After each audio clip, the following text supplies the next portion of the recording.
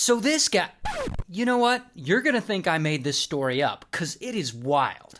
Now the story is about this guy, James, and James is 35, living in a small town in West Virginia, and he's kind of an awful guy. Like, he drinks a lot, he abuses his wife. But one night in 1983, James gets what's coming to him.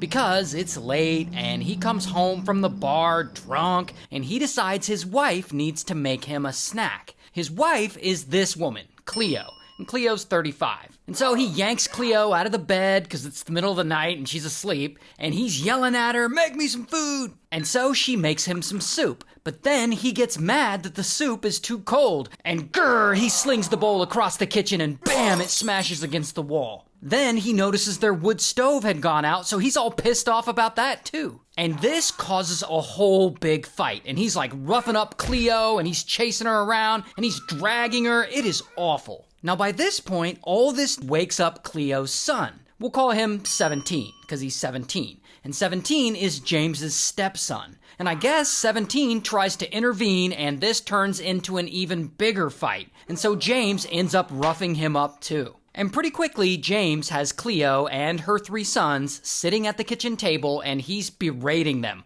all while holding a huge kitchen knife and shaking it at them. Then he grabs a .22, and he starts waving it around, screaming at them. Now, all this screaming wakes up this woman, Cleo's mom, who we'll call Grandma. And Grandma is 55, and she lives next door. And so she wakes up, and she runs over, and she sees James waving the .22 around, and she eventually tries to grab it from him, and a struggle ensues. But Grandma, she ain't playing around, and she wrestles the .22 away from his drunk ass, and he lunges at her to get it back, and then blam, she shoots him right in the chest. So now James is lying there unalived.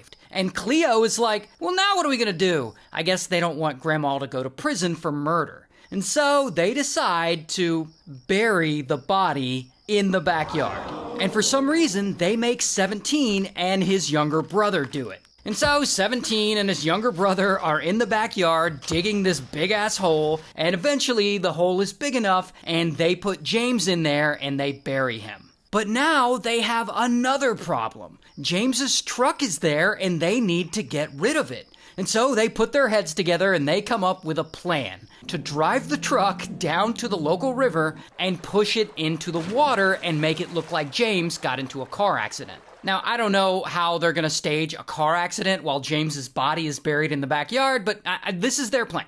And so Cleo and Grandma and 17, they head over to the river, and they take James's truck and they take their car to drive back home in. And so the 2 vehicles drive about 30 miles to the river, and they park James's truck on a hill, and 17 gets out and he starts pushing it toward the water until it starts rolling forward. And it rolls, and it rolls, and it gets close to the shore, but then, bam, it stops. Because it gets stuck in the mud. So then Cleo and Grandma get out of the car. And I guess they're like standing there and they don't want to go up and physically push the truck anymore because it's now in the mud, and I guess they don't want their footprints all in that mud, which is smart.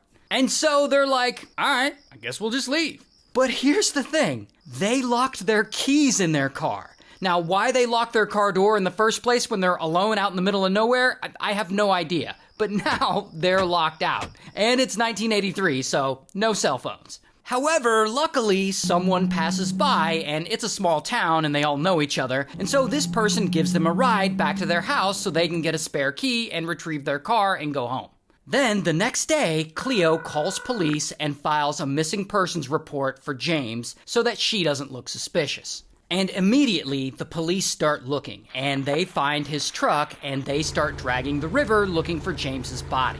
But, of course, they don't find anything, and no one suspects Cleo or Grandma, so all they have to do is lay low and keep quiet, and they'll never get caught.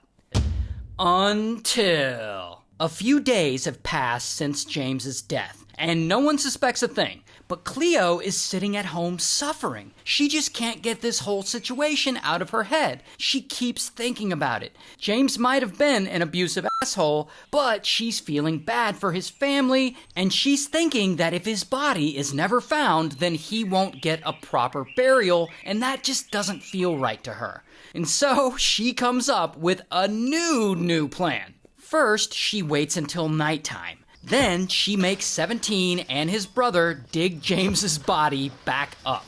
And so her new plan is to take James's body to the local river and throw him over the bridge near the area where they dumped his truck. And then police will find the body and they'll put two and two together and they'll assume it was a car accident, and then he'll get a proper burial. Perfect plan. What could possibly go wrong? Well, once they finally get James out of the hole in the backyard, snap, Grandma starts freaking out because she realizes the .22 that she unalived him with is actually registered to her. She owns it. So if police find the bullet inside of James, they could trace it back to her. And so she gets yet another idea. She'll just remove the bullet from his body. And so they get James's decomposing body and they put it on the kitchen table, and Grandma gets a big kitchen knife and she cuts it open and she starts looking around in there for a bullet.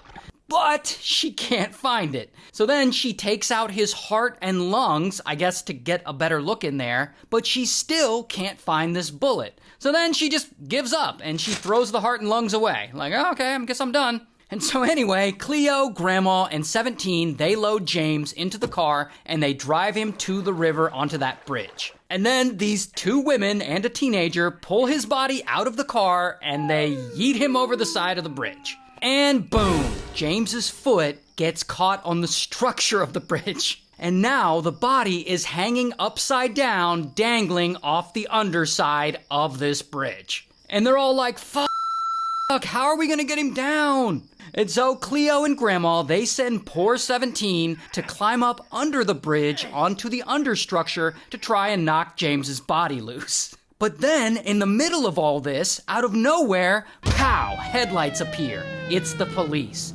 And Cleo and Grandma, they panic like, oh shit! And they jump in their car and they speed away. But they leave 17 there underneath the bridge. And so then 17 freaks out and he runs off too, into the woods. And police, they see James's body hanging there from the bridge. And they're like, what the fuck? What kind of hillbilly West Virginia bullshit is this? But anyway, police eventually find 17 in the woods and bam, they arrest him. Also, bam, they arrest Cleo. While Grandma ends up turning herself in. And so ultimately, Cleo is found guilty of disinterment of a body and she ends up serving about 2 years in prison. While 17 does a little time in juvenile detention, but not very much. While Grandma takes a plea deal, but I guess the judge feels sorry for her because, you know, the whole self-defense of it all, and she only ends up spending 55 days in jail. Wow.